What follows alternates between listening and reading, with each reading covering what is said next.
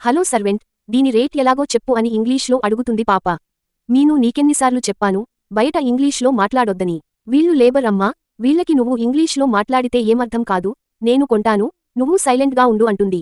సరే నువ్వే తీసుకో మమ్మీ, కానీ నేను ఇంట్లో ఇంగ్లీష్లోనే మాట్లాడతాను, సడెన్గా ఇప్పుడు తెలుగులో మాట్లాడాలంటే ఎలా వస్తుంది అంటుంది. ఇందులో నీ తప్పు ఏం లేదు, కాని ఈ లేబర్కి నువ్వేం చెప్పావో అర్థం కావాలి కదా, అందుకే నీకు చెప్తున్నా, అనవసరంగా ఇలాంటి వాళ్లతో మాట్లాడకు అని అంటుంది. ఓయ్ పిల్ల, ఈ పల్లీలు ఎంత రేట్కి ఇస్తావ్ అని అడుగుతుంది. పొట్లం 20 రూపాయలు మేడం అంటుంది. ఏంటి, అంత చీపా ఇవి, వెంటనే తీసుకో మమ్మీ అంటుంది. మీను, నీకు ఇందాకే చెప్పా కదా, నువ్వు మాట్లాడకు, ఇది చాలా ఎక్కువ రేట్ చెప్తుంది అని, ఇటు చూడు, 10 రూపాయలకి ఒక పొట్లం ఇవ్వు అంటుంది. లేదు మేడం, అంత తక్కువ రేట్కి అయితే ఇవ్వను అంటుంది. మీ నాన్న నాకు బాగా తెలుసు, ఎక్కడున్నాడు వాడు అంటుంది. ఆయన వేరే పని మీద బయటికి వెళ్లారు, అందుకే నేను వచ్చా అంటుంది. మీ నాన్న నేను ఎంత అడిగితే ఎంత రేట్కి ఇస్తాడు, నువ్వు ఇస్తావా లేదా అంటుంది. లేదు మేడం ఇవ్వను అంటుంది. చూసావా ఈ లేబర్ ఇలాగే ఉంటారు, ఇదిగో ఆఖరిసారి అడుగుతున్నా, ఇస్తావా లేదంటే వేరే చోటకి వెళ్లి తీసుకోమంటావా అంటుంది.